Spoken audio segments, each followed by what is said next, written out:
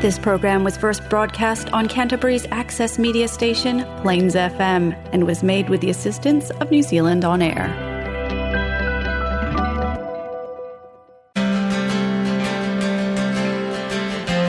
Now it's time for Spiritual Learning with Priestess Lily.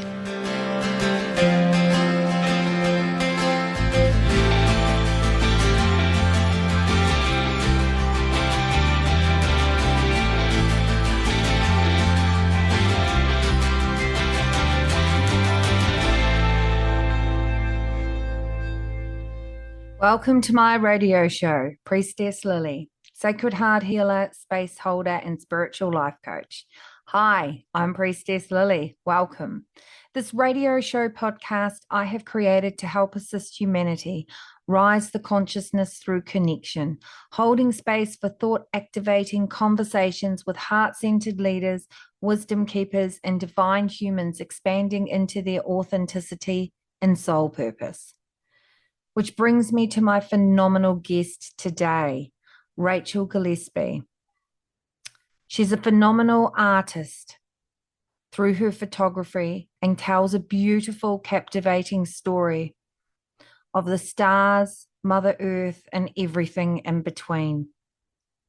She has a strong presence in her business share in the industry, and she juggles her business and her family life. This has become another strength in her ability to help you balance her life and her work perspective. She has an holistic approach to business and photography. For her, it's about the adventure, the challenge, and the ability to push through her limits to keep educating herself that she can be and bring personal inspiration to all through her work. She loves helping people. And through this has taken her on many journeys personally, privately, and through her private mentoring and workshop. Welcome, Rachel. Welcome. I've been so excited to get you on this podcast, Rachel, because I think your work is phenomenal. I think you offer so much to the world. I love your story and your journey. And, you know, when I think about what you offer the world through your eye of genius, it's absolutely magical. So welcome, girl. Thank you.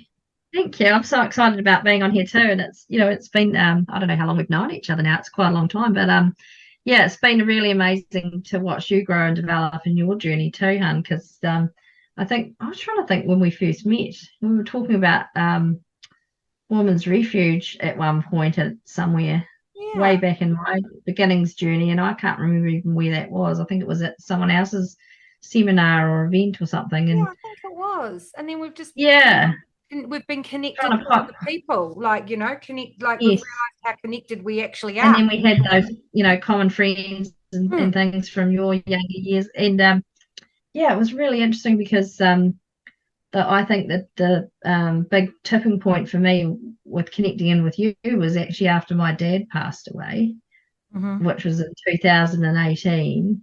And you called me out of nowhere, and I was at the lake.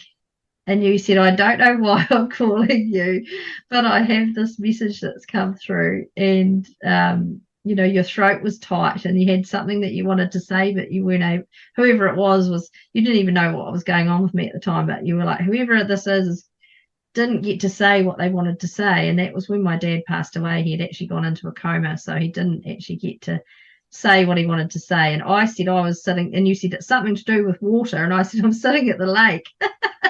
I was at the lake doing my work on my laptop in the back of my car that day. Just enjoying the nature because I needed to connect. And you called me and said that, and I was just like, what? And then I said his name was Ronald, and you said your dad's name was Ronald, and we had this big conversation about all of that. It was so, I was just like, what the hell? So that was kind of when I was starting to really open my spiritual journey more after my dad passed away, because I always had that, but I didn't really understand a lot of stuff back then. And yeah, it's been fascinating. So I've followed you ever since and watched all your videos and things, and honestly, yeah, love your work, and I think you and I are probably quite on a similar wavelength in a lot of ways through our journey. So thanks for having me on. It's exciting. Oh, I'm excited to hear it. I don't remember calling you, but then I don't remember what I did bloody yesterday, let alone what I say to people. Yeah, it was really funny. And you said something like something to do with something fishing, and I was like, yeah, that'd be Dad, because he was always out fishing in Kaikoura and doing his cray pots and stuff. And yeah, it was just a totally cool situation. And I was just like, oh my God. And then you said, oh my God, I've got full body goosebumps, and so did I. And it was just like, wow, this is so cool. And I think that's the thing, when we think about spirituality and how we connect, it's actually like, for me, I know it's not meant to make any sense to me as long as it connects to you. Yeah. And quite often, I mean, I know that for myself, and I'd love to know what you think, Rach, when we do get messages or get our own guidance, sometimes it's actually not that clear, is it? Yeah. And, I think it's trusting in your own channel or whatever it is you tap into. So for me, over my life, I've always known that I had a connection to spirit, but I didn't understand what to do with it, and probably still don't, to be fair. But I've learned to lean into it and tune into it and listen to it, and go with my intuition and all of that a lot more, and it seems to really work for me. And I had a pretty interesting spiritual experiences when I was a small child, when I was like 3 and 4, but I didn't understand what that was, and nobody in my family was actually spiritual, or well, actually probably were, but weren't actively. My dad actually probably was the one, actually, funnily enough, but he never knew, he just lived it. But yeah, and we didn't go to church, we weren't christened, we didn't have any religious background either. So it wasn't till I was I don't know, probably 17 or 18, that I started getting into the world and started looking at other people, the way they did things and saw things. And I had a Catholic boyfriend, and I was like, oh, that's random, the stuff they used to say. And I'd be like, well, that doesn't actually gel with me, I don't understand the logic in that. No disrespect to anyone, but I had no experience with it. Mm-hmm. And then I realized that I actually had no spiritual understanding of my own self, if that makes sense. I'd always kind of just run on intuition and gut feeling and stuff, and that was Dad who taught me that. But I didn't have any understanding of anything to do with chakras or any of that stuff, which now I use on a daily basis. So I kind of went on this bit of a spiritual quest in my early 20s, and I always felt like I never fitted in anywhere I ever went, but I always felt like kind of special at the same time, which is a bit random. And everything I ever used to do or work in, I used to always seem to end up working in these environments with these incredible, amazing leadership type people. So I sort of learned early on that it's who you hang around with, or who you spend time with is who you become, and all of that stuff. And so for a long, long time, I just kind of went on that intuitive stuff, and who did I know that was doing something I wanted to do, and getting to know them or learning from them. And it wasn't until I was in Australia, actually, I lived in Sydney for 5 years, and I went to a John Demartini talk, and that was my first sort of understanding of anything a little bit different than the normal society conditioning, which completely don't fit into. Never have done. Yeah.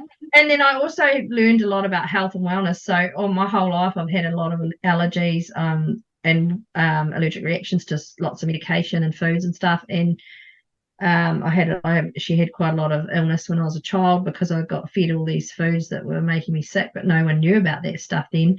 And so then I started learning about health and wellness in an energetic sense, and looking at things like epigenetics with Bruce Lipton, and John Demartini was a chiropractor, so he talked a lot about the spine and all of those things. And we did a study. I ended up doing a lot of work with John and actually hosting him in New Zealand at one point. And he did the Breakthrough Experience, which was a program for overcoming traumas and things and moving forward. But then I also did a lot of other study with him on programs like one he did called Imperience, which was a study of the religions of the world.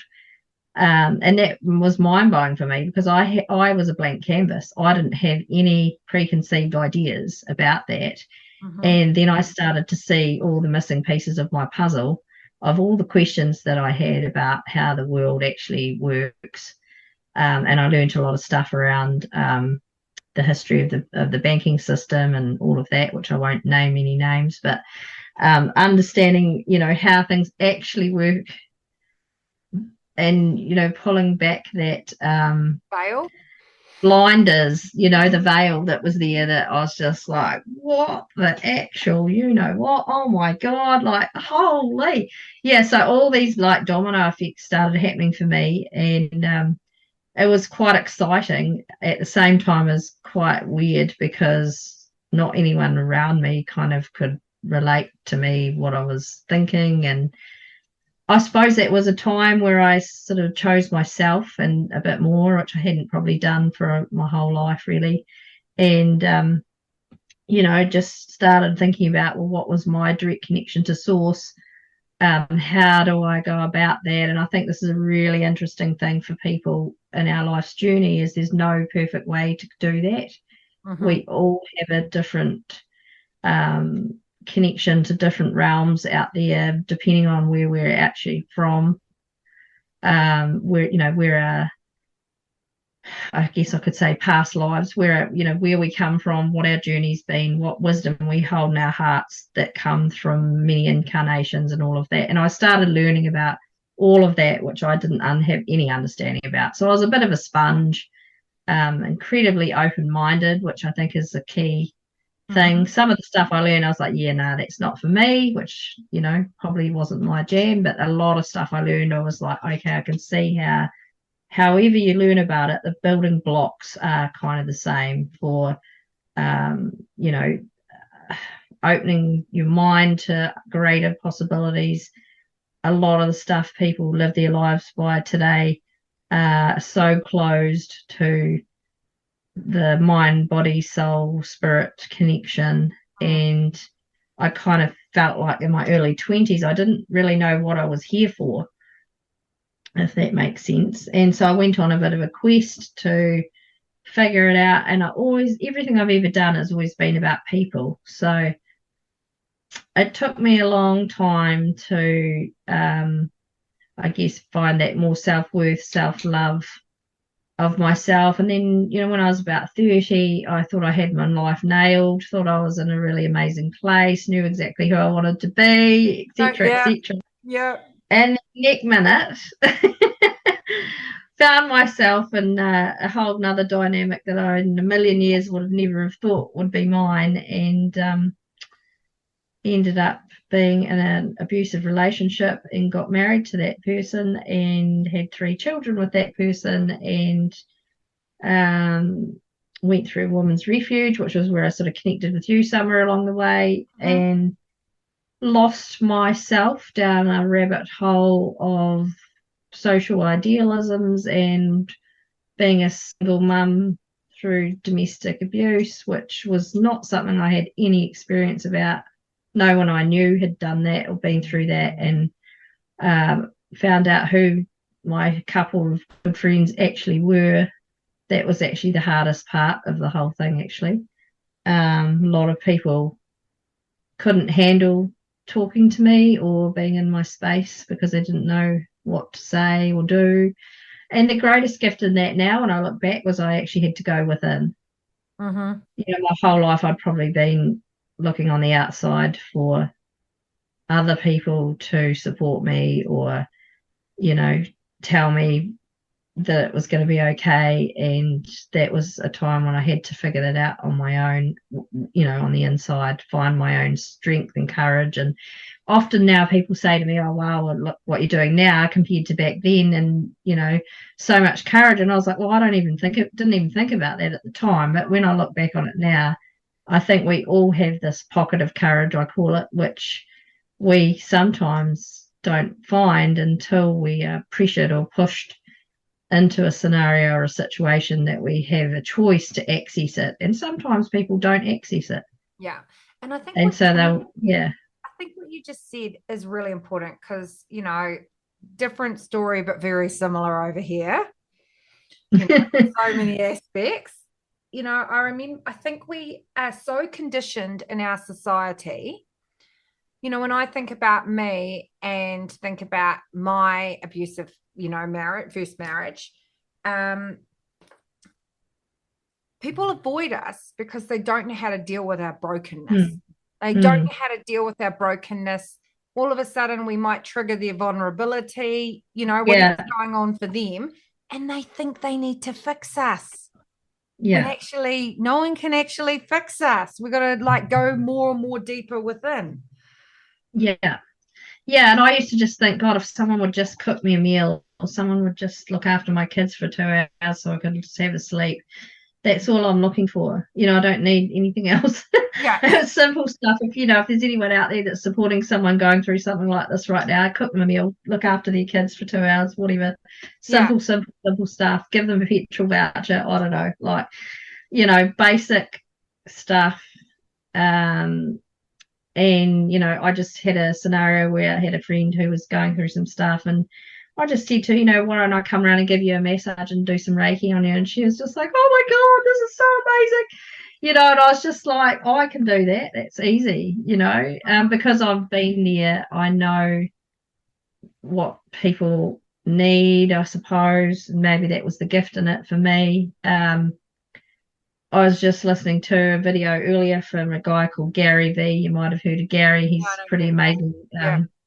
Businessman in New York, and he's a really cool, vulnerable guy, and he says it as it is, a New Yorker.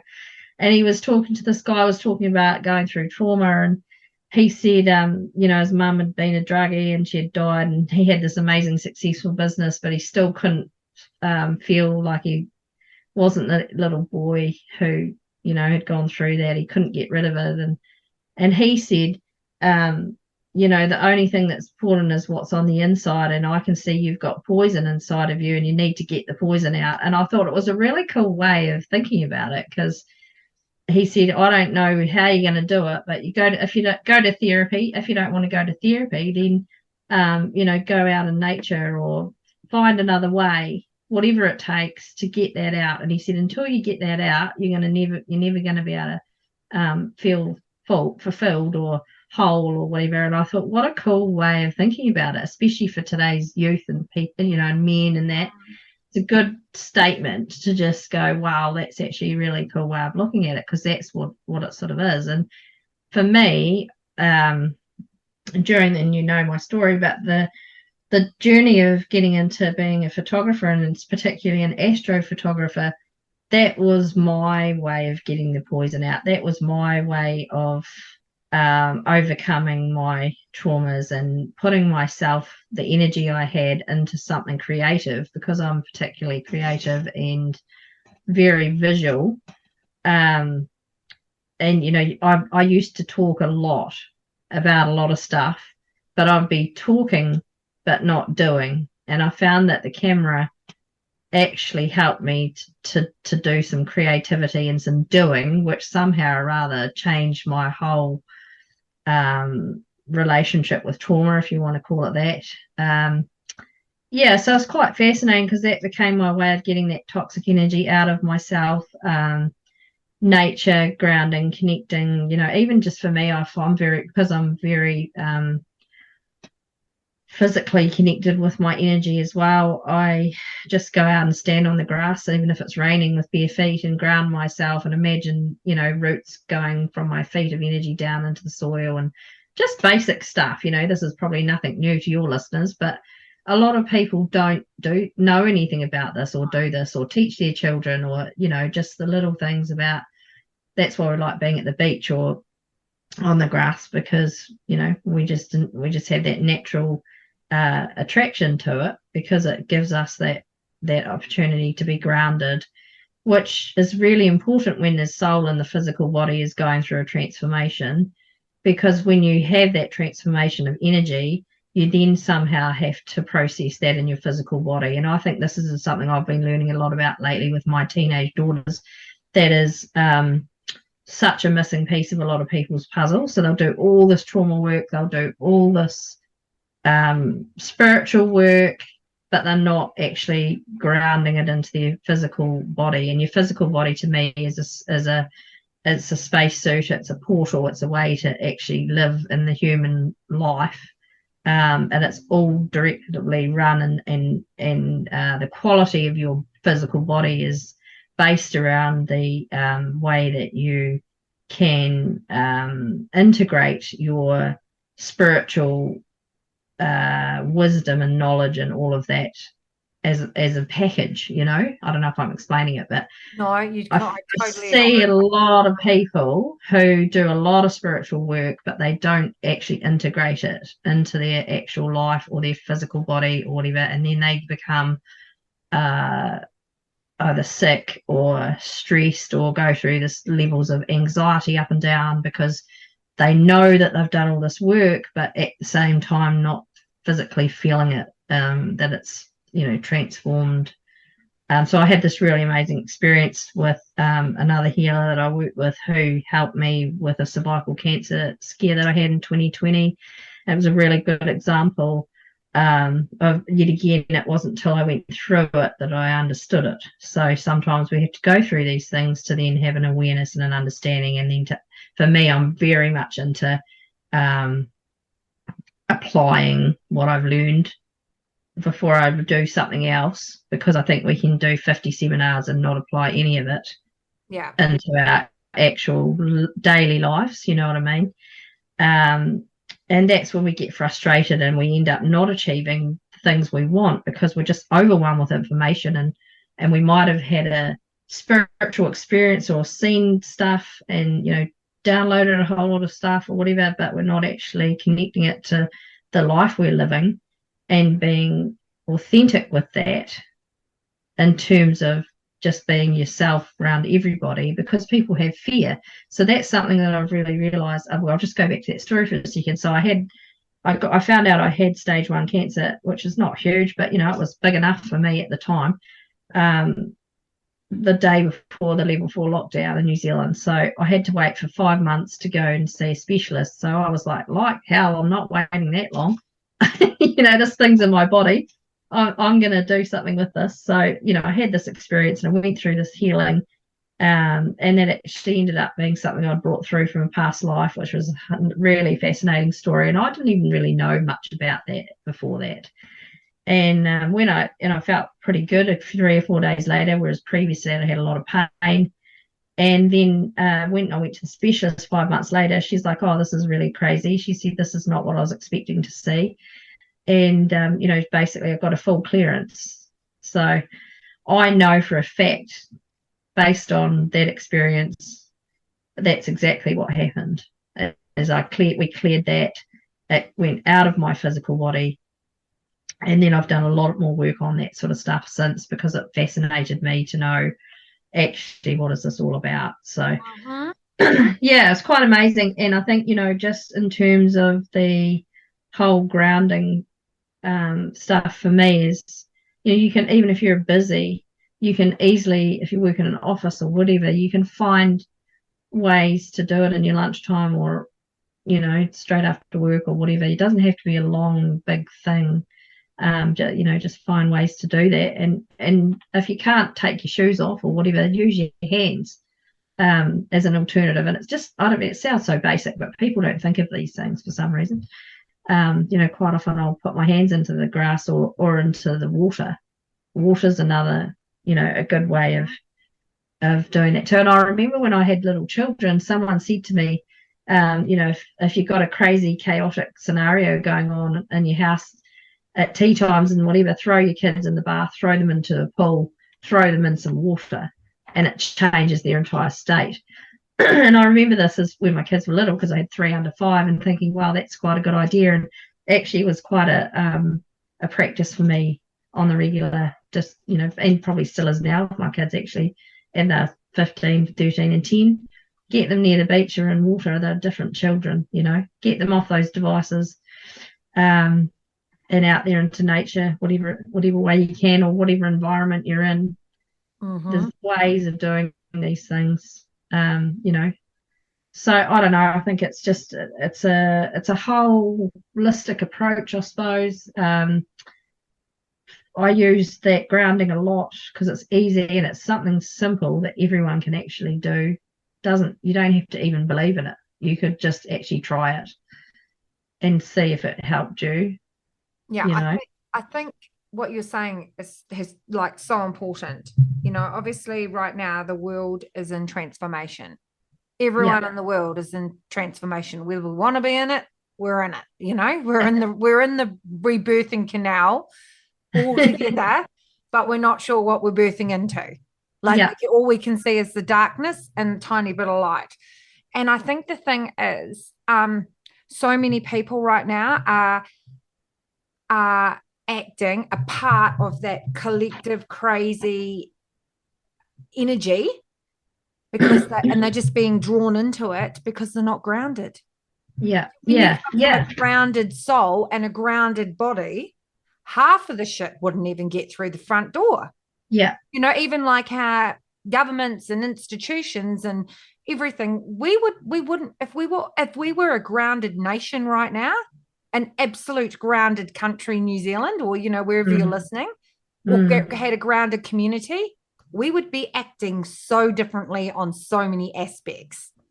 Absolutely. And when you go back to what I was saying before about fear, which is very real. It's very real for many people. However, it's not real at all at the same time. And so that's where you sort of go, actually, I don't, on a very rare occasion now, I might have a bit of fear about something, but I just don't live in that world anymore. I've learned to use fear as a tool, as a trigger. It's a trigger for something. And then I go, hang on a minute, I know that's not real. It's one of those things. It's almost like when you master the fact of not letting fear run your life, it's like you join some other secret club or something that only other people that have done that too understand what you're trying to say. It's almost like a weird scenario where people that are still in fear, they just can't hear you if you explain how to go about that or how to live a fear-free world. It's not something you can teach somebody. They have to actually do it themselves, and that's the really tricky thing, right? Like I can say to my teenage girls, well, that's actually not true. That hasn't happened yet. You're focusing on the fear of the future and something that is not in existence right now. And this is what I say to my teenagers, because actually they're the important generation at the moment, in my opinion. Teaching them all this stuff is so crucial for the future of humanity and onwards. Totally. And they go, oh yeah, they're so caught up in this habit of fear, and a lot of that's to do with what's happened over the last few years, of course. It's another whole conversation around teenagers and kids and schools and what's been happening in the air and everything. And it's our job as adults now to, and I do this with other kids too, not just my own, is to take on the responsibility of teaching these basic tools and strategies to the young ones, whoever kids they are, through photography, through sports, through art, through music, whatever it is you do, whatever you're good at as an adult. I feel like at my age, at 48, I am now had a torch passed on to me, probably by my dad, to share what I know to the next generations so that they can understand the magic of being in your own heart, understanding who you really are, what you're here for, and all that. I mean, who doesn't want to know what they're here for? That's the main question everybody must ask themselves on a regular basis, surely. And if you're not, then not quite sure what planet you're on. But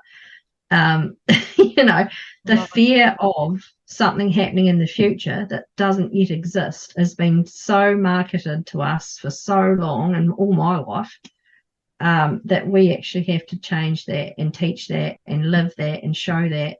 And so through my photography journey and what I do, even when I take a lot of ladies out, I attract women photography clients.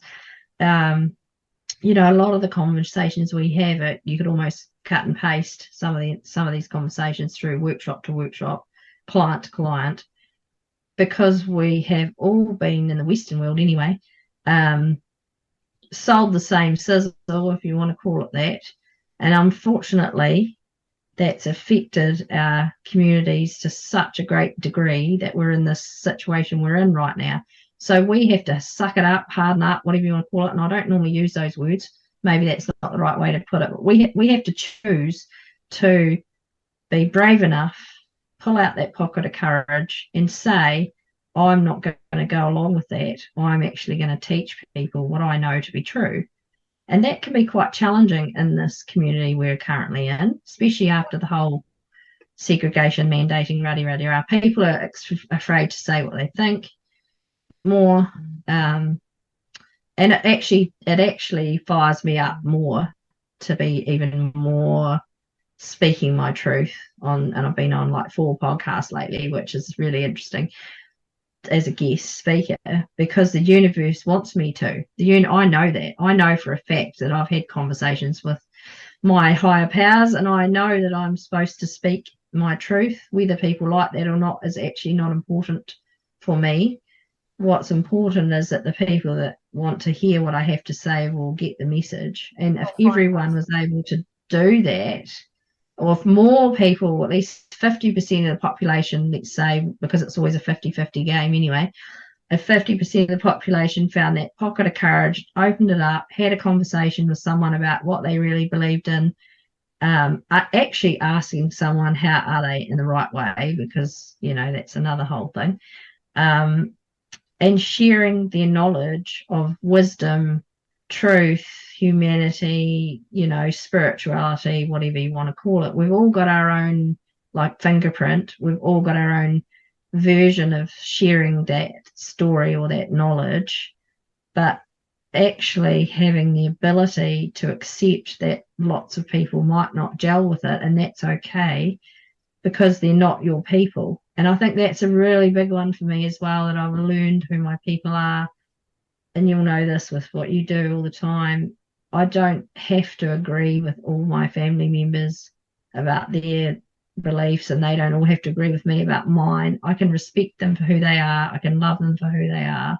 But my soul family and people like you and other women especially that I'm connected to, that's actually who I go to for advice. That's who I go to for the times when I am feeling vulnerable and I don't have an answer. Or I go, shit, I know this is affecting me, but I can't see it for myself. I'm blocked here. How can I, or who can I actually talk with that can help me with this? And so then I have my little group of soul family people who I can go, hey, what do you think about this? Or have you experienced this? Or what do you think about this? And I think, we've kind of seemed to have lost a lot of that over the last 30, 40 years.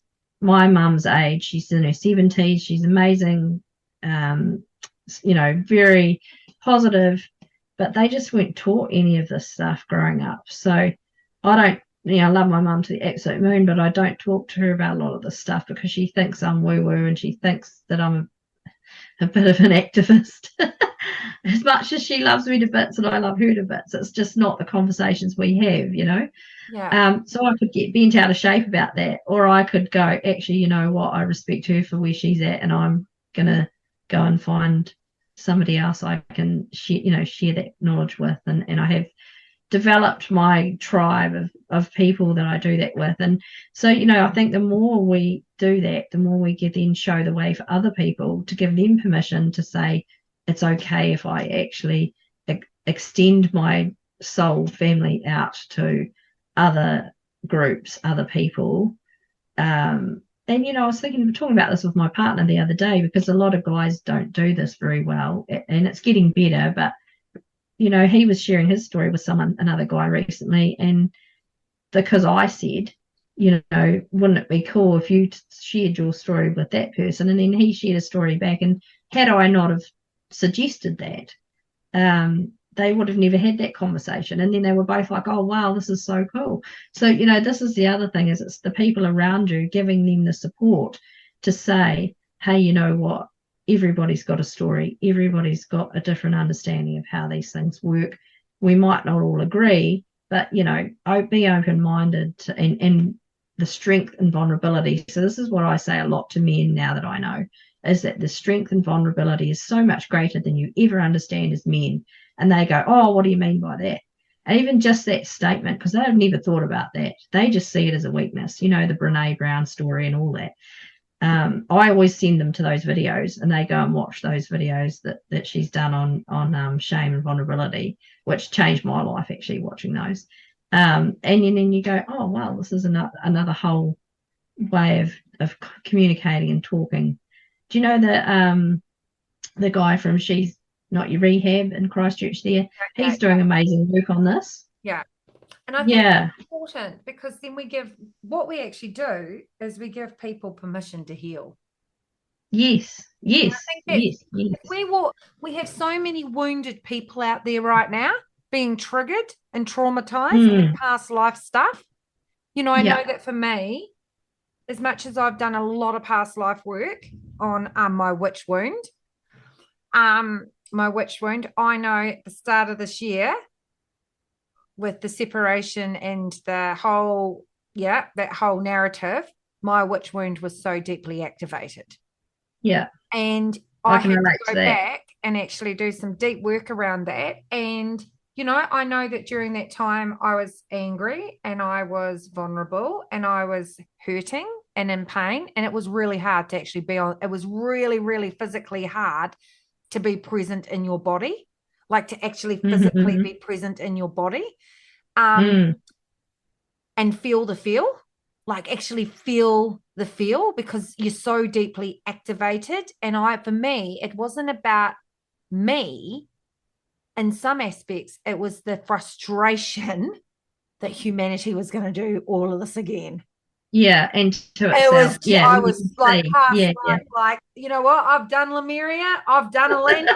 Like, come on, people. Have you not read it? Have you not read the bloody warning signs? And that was my frustration. That was my frustration. And, that was my... and when I started to speak and started to, heal my wound and really dig in deep again, it gives permission for other people, like, to heal. Absolutely. And to see what's going on for them. And I think that's like they might not see it straight away, but I'm sure half of New Zealand is starting to see it now.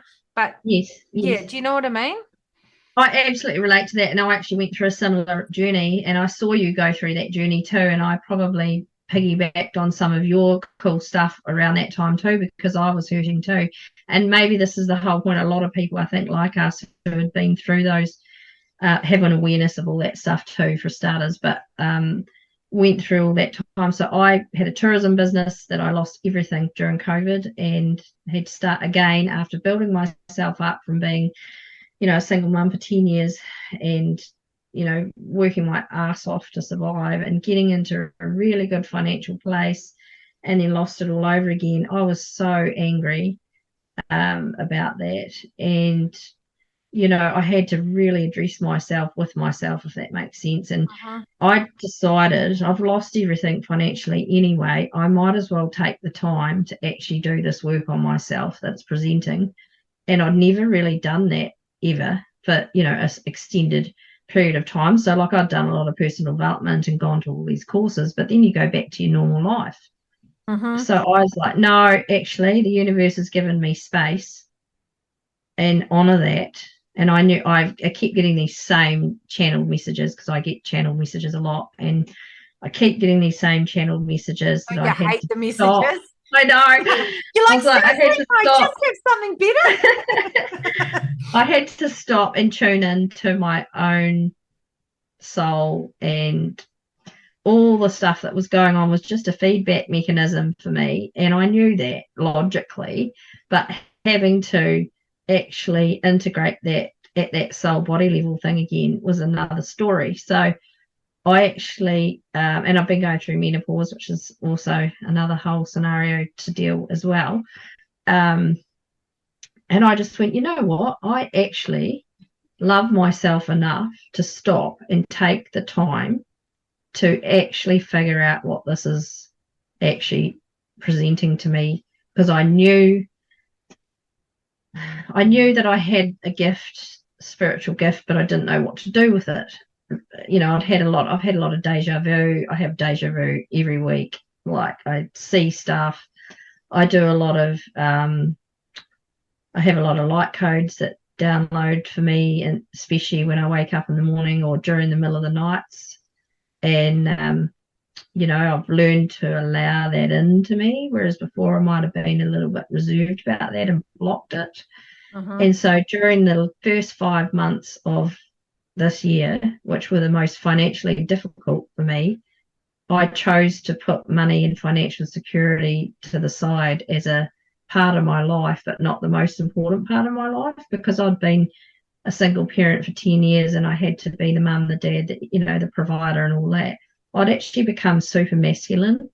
And I was talking about this with my now new partner, who I've been with for a few months now, that I had become so hard and I had become so masculine because I was the provider.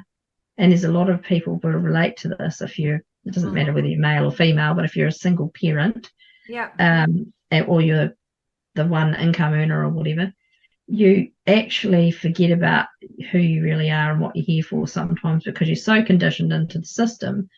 And I've got to do this because I've got to pay tax. I've got to do this because I've got to pay GST. I've got to do this because I've got this bill and that bill and the school fees. And then it's going to be 2023 and I'm going to have a new set of bills. And, you get into this whole sort of conundrum. So I just thought, no, actually, the universe will provide for me if I honor myself. And that was actually my entire thought process for 5 months. I didn't know how, but I knew I didn't need to know how. I just needed to trust. For me, that was really difficult. I don't know how much layers I ripped back, but there was a lot of layers of that onion that I had to peel back to get to the the source or the place of where I had this amazing ability to connect with all sorts of different people and things. And so I started this quest of knowledge in a spiritual sense, and I started asking myself for answers. I started talking more to my guides. For people that are from photography that might be listening to this podcast who are new to all of this, my photography followers, they're going to be going, what the hell? What the hell? Once you put yourself out of the box, you can't put yourself back in. And I had to come to a point of owning it, because in the photography industry, this is probably quite a wacky conversation for a lot of those people, because they are often academic or science-based or whatever. They don't always have the connection, or haven't developed the connection to spirit at this time, and they just don't understand it. And everybody's got the ability to do so. Anyway, for that scenario and that stuff that I went through, I actually lost a few friends, so that was fine. I don't know if that's the wording you'd even use. I transformed my friendships with different people. And that was part of the letting go of old stuff, I was ready for it. And I think that was a big part of what's happened to me in these last couple of years, is that I was ready to shift. I knew it was time to shift. I knew that I had so much more in me.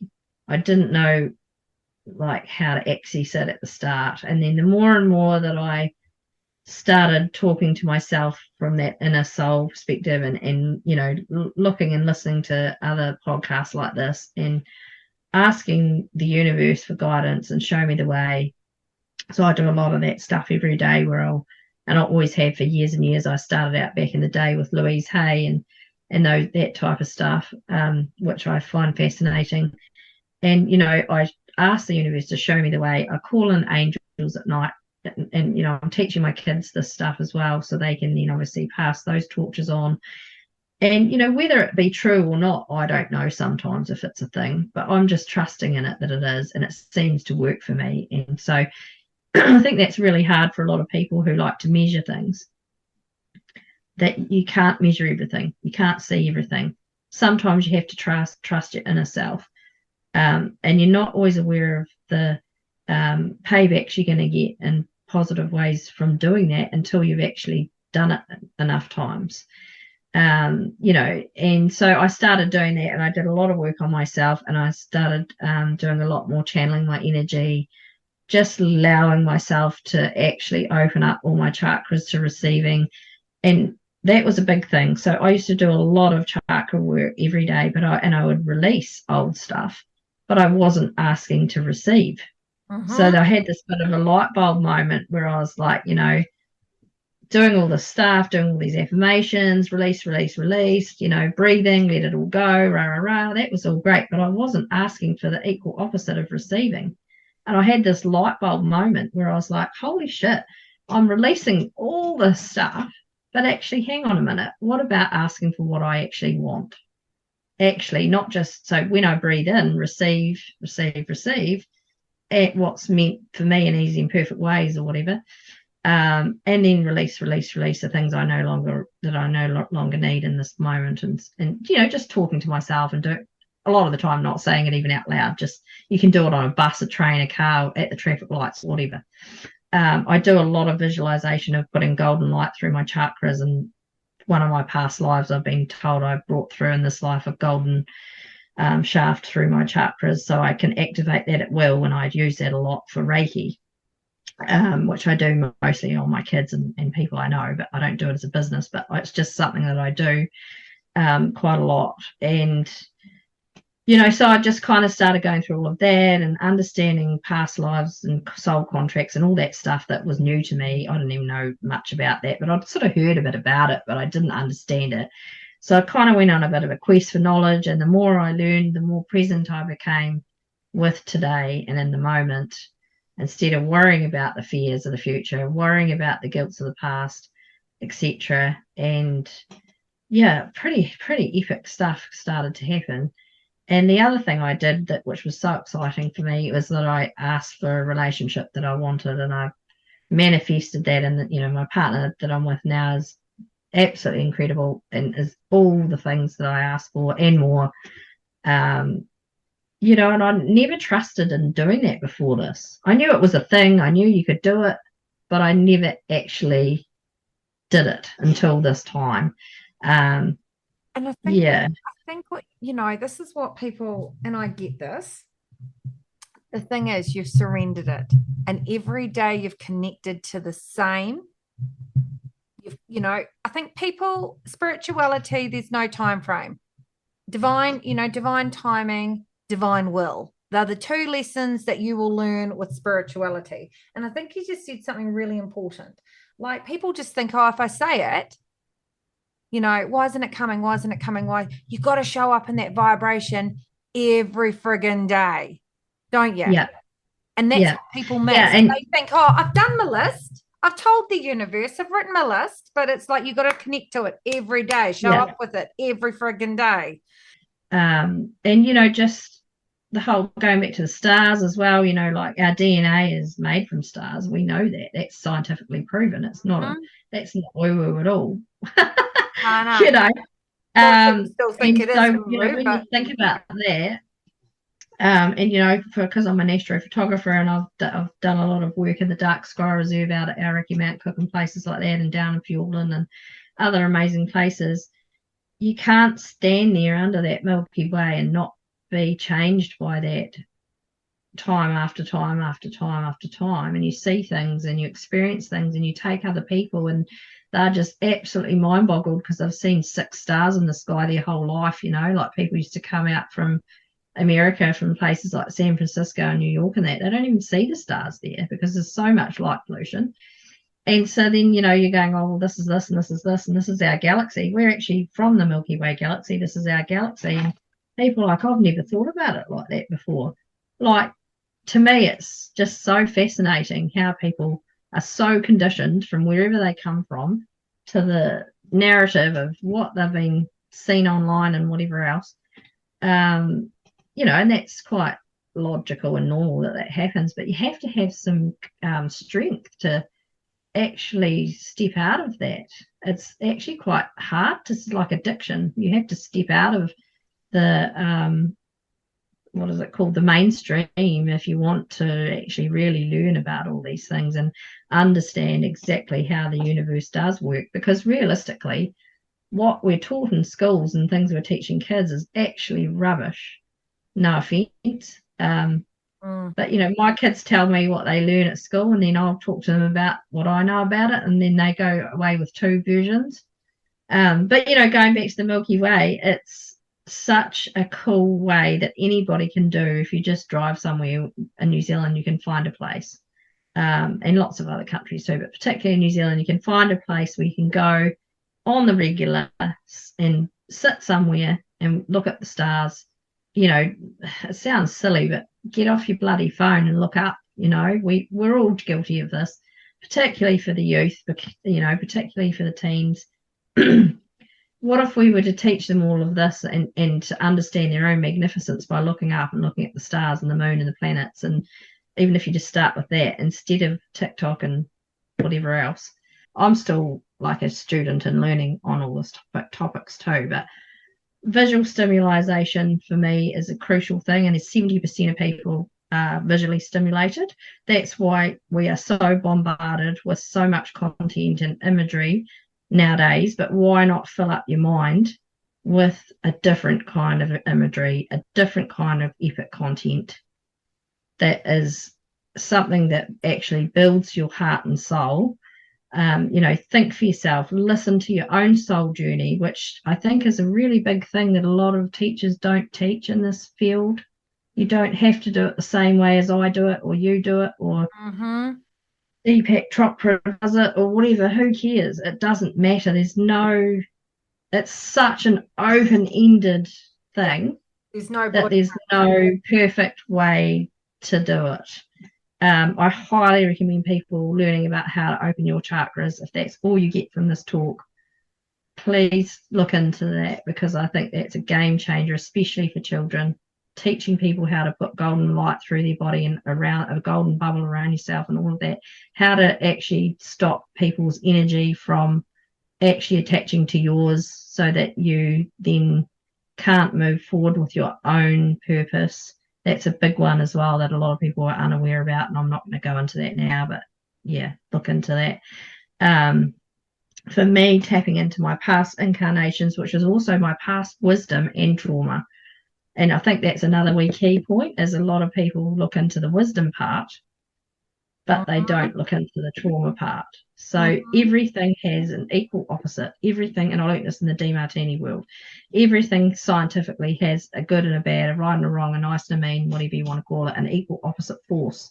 It's like a battery is a positive and negative charge. Our bodies are exactly the same. You can't get rid of half of yourself.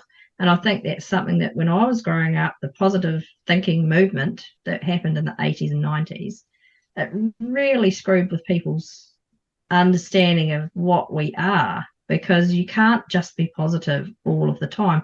We know, if you tap into spirituality, that our ability to raise our vibration is personal. We can each do it on our own, which then rises the vibration of humanity. Lots of people are understanding that now, which is incredible and exciting. It's really important for me on a daily basis to focus on that, because it's easy to go down a bunch of rabbit holes and feel demoralized by that. Not saying you shouldn't have that information, but just don't ingest it in the heart space, because it's not yours. It's other people's stories or knowledge or information. Some of it's facts and information, but it doesn't mean that has to become your future. So I'm a big believer in the fact that the people that choose to honor love and light, energy, healing, all of the stuff, you will find a pocket of an amazing life to live. And other people around you might not understand how you did that, because they don't look at themselves in that way. And so in every town, city, whatever, there are people doing that in this right now, in this moment. And I feel really grateful and blessed that I've been able to find that. Had I not have sat in that 5 months and addressed myself and said, who am I? What am I here for? What is the point of all of this? Why am I experiencing this? I had a lot of negativity towards me during 2020, 2021, because I didn't mandate my business. Lost a lot of business. Now it's coming back because I stayed true to all people. This one. And so I guess that was me having enough courage in that wee pocket of courage again. I kind of go back to these same analogies, but at the end of the day, 100% in your heart of hearts if you've been authentic or not. And you don't even need to say anything to anyone, or no one needs to say anything to you. And sometimes we do and sometimes we don't. However, the more you're able to step into your own powerful place and be present with what you have in this moment today, that's all we have. And for me, as a salesperson, as a business person, as a person who's always been a driver, I've always been really good at making shit happen. I find it really hard to stay in the present moment because it's not what I've been conditioned to do all my life. All my life I was taught to, be that person who works hard, gets stuff done, X, Y, Z. And, I've had to unlearn. And I think that sometimes that's the biggest, hardest part for people of my age is we've got to unlearn old patterns and old habits and old ways and all of that stuff. So I don't know if that's useful information to you. Oh to you my guys, God, girl. I absolutely love you and love everything that you shared. And so, thank you so much, Rach. Thank you so much for the richness that you offer the world. And, you're just you being you being authentically you in all aspects. Because you make the world a better place, sister. Well, all I'm doing is capturing images of nature and the universe and sharing it with others, hoping they'll understand their own magnificence. And that's my purpose at this life. And it's simple and it's basic. And I was saying this to you before, like it's so simple that it's almost too simple that people go, oh, there must be more than that. And actually, sometimes that is all it is. Because we're also kind of conditioned into being, the next shiny bell or whistle or whatever. Actually, realistically, most of us are here for probably one decent thing, And it could be being a parent. It could be being, something really simple. You don't have to be the biggest person in your industry or anything. And I think people forget about that too, that sometimes you can be hugely successful, but that comes with a price. I don't actually want that life. I don't want to be in that space right now. I'm actually quite fulfilled just sharing my work to not just for this generation, but the legacy will be the images will live on when I'm gone. And that is also quite a cool experience for me to capture history as it is in each picture, which changes on a daily basis. And so, when as generations go by, people may look back on them and go, wow, that was cool. I never seen that in real life because it's changed, so that's just one wee small contribution that I can make to the world. And if that opens other people's hearts up to, what's possible for them, then that's actually what I'm supposed to be doing at the moment. I love it. Thank you, Jill.